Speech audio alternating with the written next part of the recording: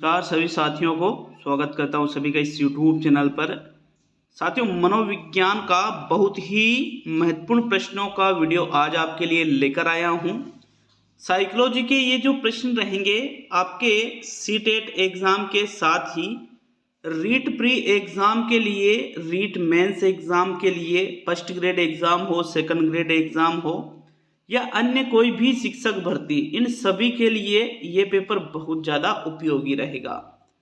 तो शुरू करेंगे आज के इस वीडियो को। टॉप हार्ड प्रश्न, बेस्ट क्वालिटी के जो प्रश्न हैं आपको इस वीडियो में देखने को मिलेंगे।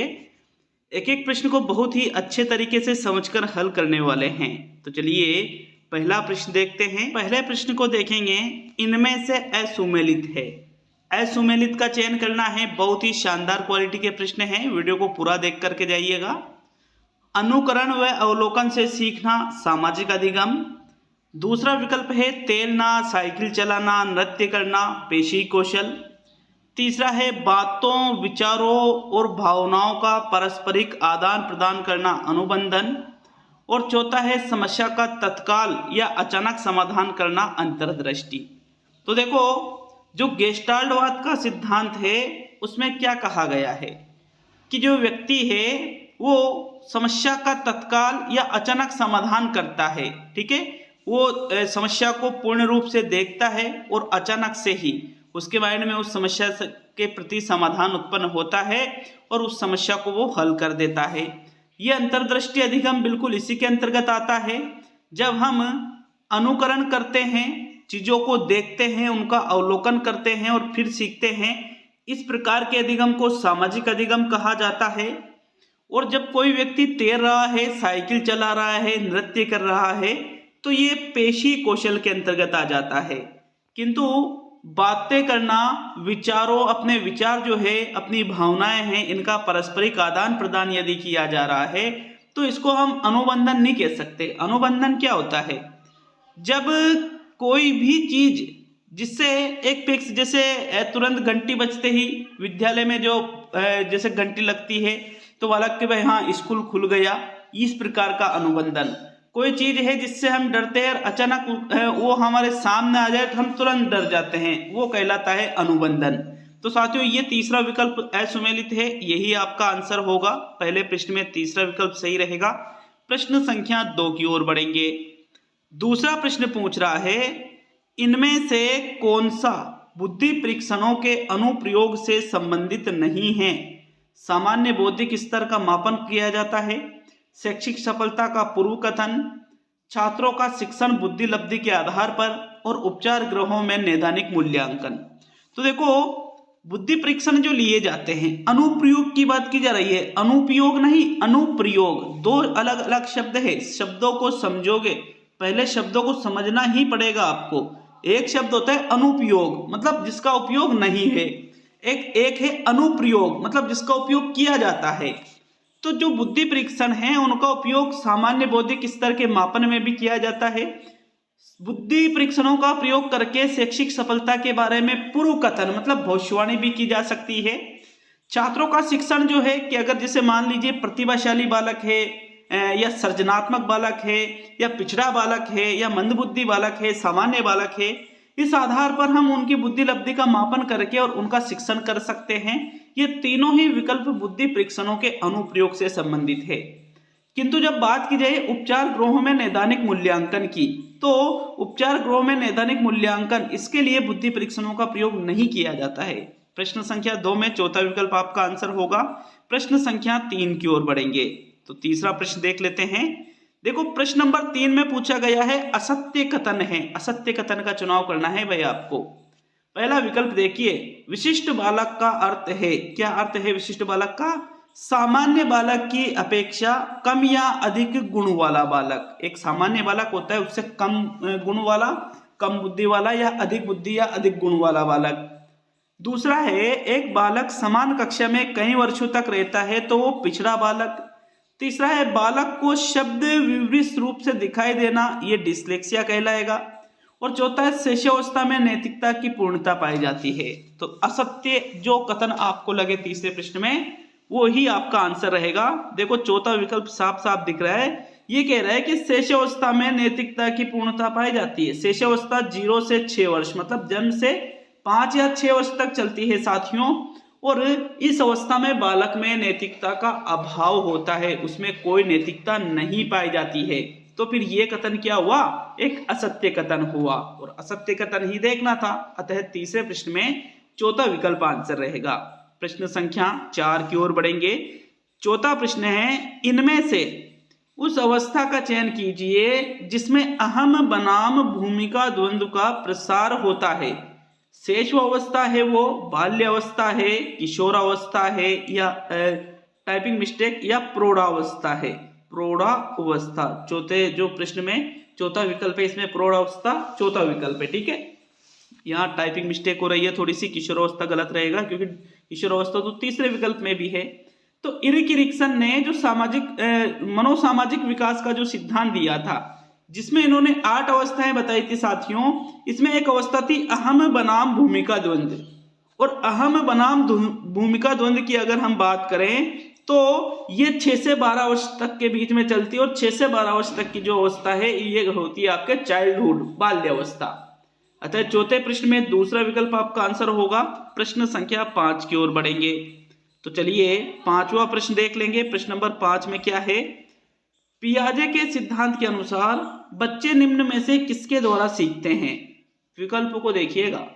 सही प्रकार से ध्यान लगाकर जानकारी को याद करना, दूसरा है उपयुक्त पुरस्कार दिए जाने पर अपने व्यवहार में परिवर्तन करना, तीसरा है समान के अधिगम योग्य सदस्यों के द्वारा, समान नहीं समाज के अधिगम योग्य सदस्यों द्वारा उपलब्ध कराए गए सहारे के आधार पर, और चौथा है अनुकूलन की प्रतिक्रियाओं के आधार पर। तो देखो पियाजे, जीन पियाजे का सिद्धांत है संज्ञानात्मक विकास का सिद्धांत, और जीन पियाजे ने अपने इस सिद्धांत में पुरस्कार के बारे में कुछ नहीं बताया है, समाज के अधिगम योग्य सदस्यों के बारे में नहीं बताया है। अब पहला या चौथा, तो इसका सही आंसर है अनुकूलन की प्रतिक्रियाओं के द्वारा बच्चे सीखते हैं। पांचवें प्रश्न में चौथा विकल्प आपका आंसर होगा साथियों, दिए गए विकल्पों के अनुसार। प्रश्न संख्या 6 की ओर बढ़ेंगे। छठा प्रश्न देखेंगे। निम्न कथनों में से जो सही है उसे चुनिए।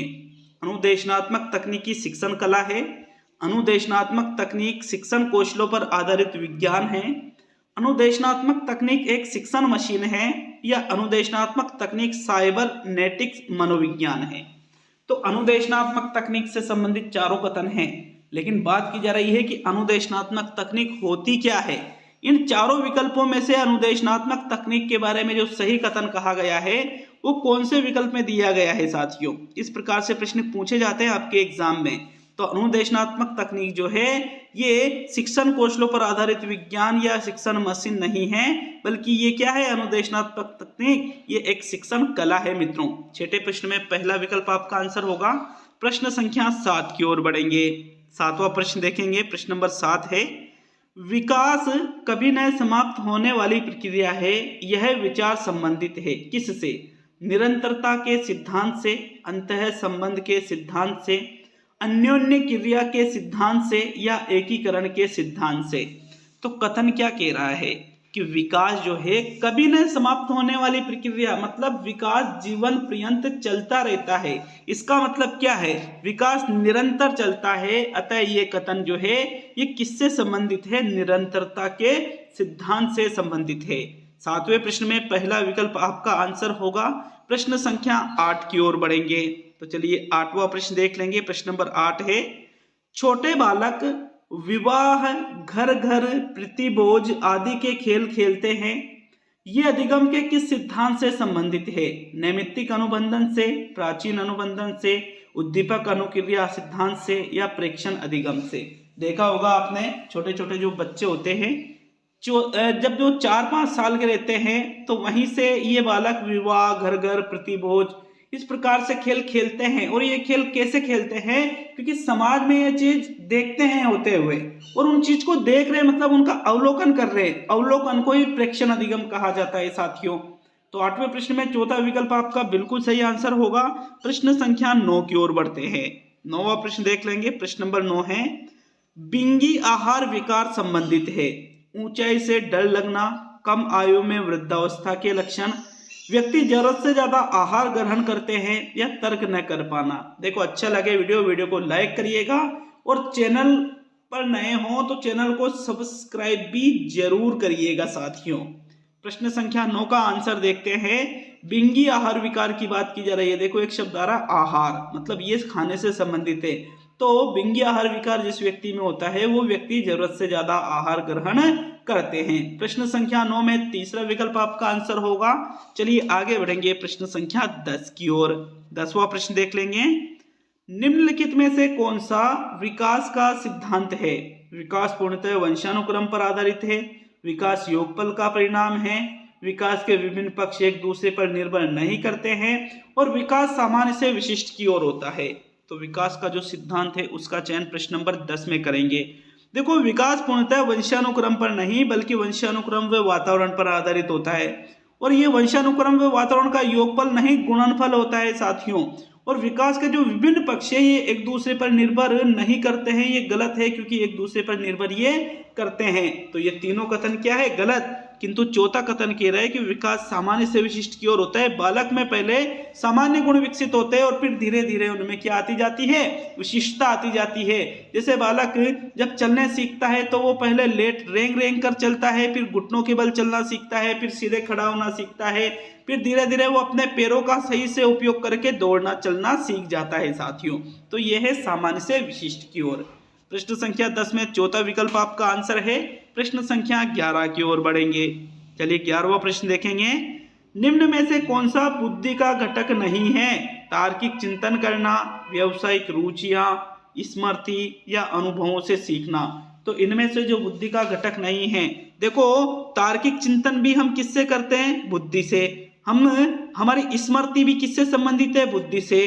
अनुभवों से सीखना या व्यावसायिक रुचियां। दिए गए विकल्पों में से ये जो दूसरा विकल्प है व्यावसायिक रुचियां, रुचियों की बात की जा रही है साथियों, इसको बुद्धि के घटकों में शामिल नहीं किया जाता है व्यावसायिक रुचियों को। तो 11वें प्रश्न में दूसरा विकल्प आपका आंसर होगा। प्रश्न संख्या 12 को देखेंगे। 12वां प्रश्न है। निम्नलिखित में से क्या ज्ञान के सार्थक संरचना की प्रक्रिया का एक महत्वपूर्ण पहलू है?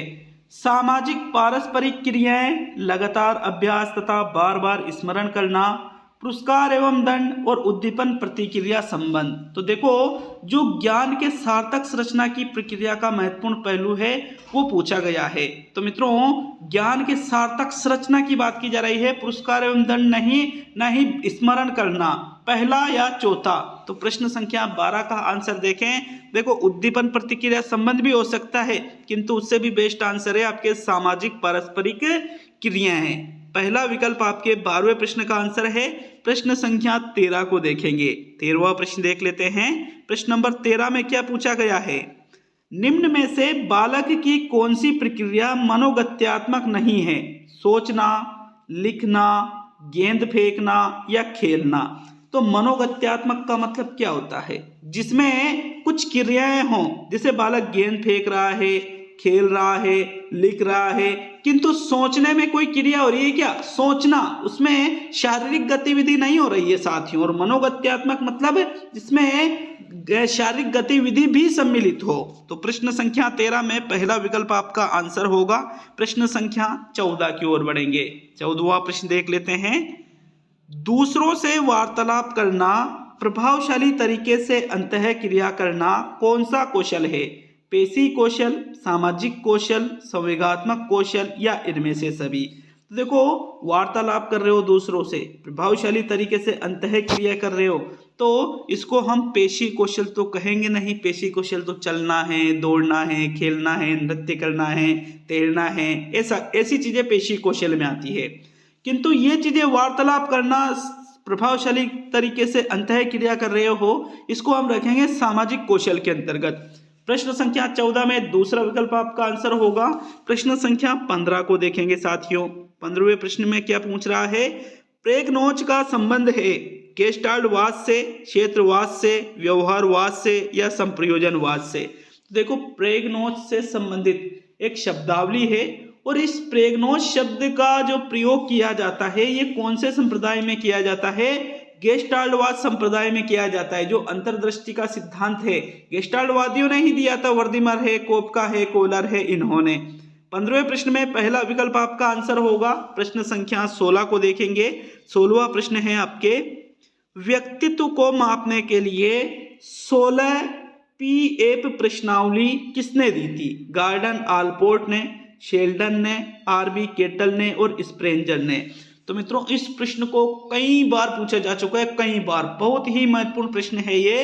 व्यक्तित्व मापन के लिए 16 पीएफ प्रश्नावली जो दी गई थी ये किसके द्वारा दी गई थी? 16वें प्रश्न का आंसर देखें तो रेमंड केटल मतलब आरबी केटल के द्वारा ही व्यक्तित्व मापन की 16 पीएफ प्रश्नावली का निर्माण किया गया था और इसको 4 भागों में बांटा था और प्रत्येक भाग में 4-4 सेट थे। तो प्रश्न संख्या 16 में तीसरा विकल्प आपका आंसर है। नेक्स्ट 17वें प्रश्न की ओर बढ़ेंगे। 17वां प्रश्न है, इनमें से असंबद्ध है, असंबद्ध का चुनाव कीजिए। भूख प्यास काम जैविकी आधार, भूख प्यास अंतर्नोद टाइपिंग में ये आधार रहता है, ठीक है। अभिप्रेरणा के मूल तत्व आवश्यकता, प्रणोद और उपलब्धि, और मैस्लो के प्रेरक जन्मजात और अर्जित। तो देखो मैस्लो ने 2 प्रेरक बताए हैं, एक तो जन्मजात प्रेरक होते हैं और एक अर्जित प्रेरक होते हैं। ये किसने बताए? मैस्लो ने। तो ये तो संबद्ध है। भूख प्यास नींद और कई जगह पर काम को भी जैविकी आधार माना जाता है, तो ये भी सही है। फिर भूख प्यास अंतर्नोद है साथियों, बिल्कुल है, किंतु अभिप्रेरणा के मूल तत्वों में आवश्यकता है, प्रणोद है, किंतु उपलब्धि तो सामाजिक तत्व के अंतर्गत आते हैं। अभिप्रेरणा के मूल तत्वों में उपलब्धि को नहीं रखा जाता है। प्रश्न संख्या 17 में तीसरा विकल्प आपका आंसर होगा। प्रश्न संख्या 18 की ओर बढ़ेंगे। 18वां प्रश्न देख लेते हैं। प्रश्न नंबर 18 है, राष्ट्रीय पाठ्यचर्या फ्रेमवर्क 2005 एनसीएफ 2005 की बात की जा रही है यहाँ पर, ने अपनी समझ रिक्त स्थान है से प्राप्त की है किससे? संज्ञानात्मक सिद्धांत से, मानवतावाद से, व्यवहारवाद से या रचनावाद से? तो राष्ट्रीय पाठ्यचर्या फ्रेमवर्क 2005 ने अपनी समझ जिससे प्राप्त की है। मित्रों ये प्रश्न भी अलग अलग एग्जाम में पूछा जा चुका है और याद रखिएगा एनसीएफ 2005 ने अपनी समझ जो है ये रचनावाद से प्राप्त की है। किससे प्राप्त की है? रचनावाद से। 18वें प्रश्न में चौथा विकल्प सही रहेगा। नेक्स्ट 19वें प्रश्न की ओर बढ़ेंगे। तो प्रश्न नंबर 19 है, इनमें से असत्य कथन है। कौन सा कथन असत्य है? संवेग एक जटिल अवस्था है, संवेगों में आंगिक प्रतिक्रिया होती है, संवेगों में कुछ अभिव्यंजक व्यवहार होते हैं, संवेग व्यक्ति का दैहिक परिवर्तन न होकर आंतरिक परिवर्तन होता है। तो बताओ भाई कौन सा कथन जो है यहाँ पर आपको एक असत्य कथन लग रहा है? मित्रों संवेग जटिल अवस्था बिल्कुल है और इसमें आंगिक प्रतिक्रियाएं भी होती है, क्योंकि जब हमें गुस्सा आता है तोड़फोड़ करते हैं, यह आंगिक प्रतिक्रिया, ठीक है। कुछ अभिव्यंजक व्यवहार भी इसमें होते हैं, किंतु दैहिक परिवर्तन न होकर आंतरिक परिवर्तन तो नहीं। आंतरिक तो होते हैं किंतु दैहिक परिवर्तन भी होता है, जैसे हमारी आंखें लाल हो जाती है, ये दैहिक परिवर्तन हुआ। तो फिर ये जो है यहाँ पर 19वें प्रश्न में चौथा कथन असत्य है, यही आपका आंसर होगा।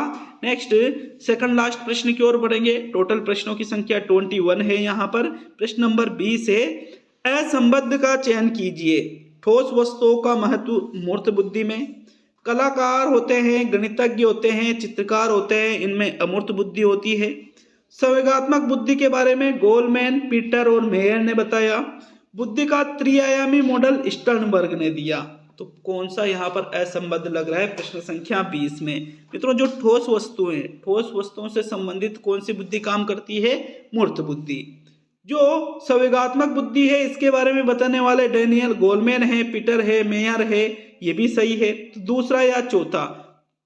प्रश्न संख्या 20 में आंसर देखें तो जो कलाकार होते हैं, गणितज्ञ होते हैं, चित्रकार होते हैं, इनमें अमूर्त बुद्धि पाई जाती है, किंतु यहाँ बुद्धि का त्रिआयामी मॉडल जो है ये गिलफोर्ड के द्वारा बताया गया है, न कि स्टर्नबर्ग के द्वारा। प्रश्न संख्या 20 में आपके चौथा विकल्प असंबद्ध है, यही आपका आंसर है। अब आज का अंतिम प्रश्न देखेंगे। अभी तक वीडियो को लाइक नहीं किया है तो लाइक करके जाइएगा और शेयर भी जरूर करिएगा वीडियो को अच्छा लगे तो। अंतिम प्रश्न देख लेते हैं। प्रश्न नंबर 21 है, शिक्षा में अवरोधन का अर्थ है बालक का विद्यालय में नहीं जाना, बालक का किसी दूसरे विद्यालय में प्रवेश ले लेना, किसी बालक का 1 वर्ष से अधिक समय तक एक ही कक्षा में रहना और बालक द्वारा विद्यालय छोड़ देना। तो अवरोधन का सही अर्थ बताना है 21 में। देखो, बालक विद्यालय नहीं जा रहा है तो वो अवरोधन नहीं कहेंगे, बल्कि अवरोधन का मतलब है कोई बालक यदि किसी कक्षा में, एक ही कक्षा में, मतलब 1 वर्ष से अधिक यदि वही उसी कक्षा में रहता है तो उसको अवरोधन की समस्या कहेंगे। एक होता है अपव्यय की समस्या, जिसमें बालक बीच वर्ष के बीच में, जैसे पढ़ाई कर रहा है, 6वीं में पढ़ रहा है, 7वीं में पढ़ रहा है, बीच में ही वो स्कूल छोड़ के चला जाए, फिर उसको हम अपव्यय की समस्या कहते हैं। तो यहाँ अवरोधन की समस्या फिर तीसरे विकल्प में दे रखी है। तीसरा ही विकल्प 21 में सही रहेगा। ये आपके मनोविज्ञान का टेस्ट कंप्लीट होता है साथियों। मिलेंगे अगले वीडियो में।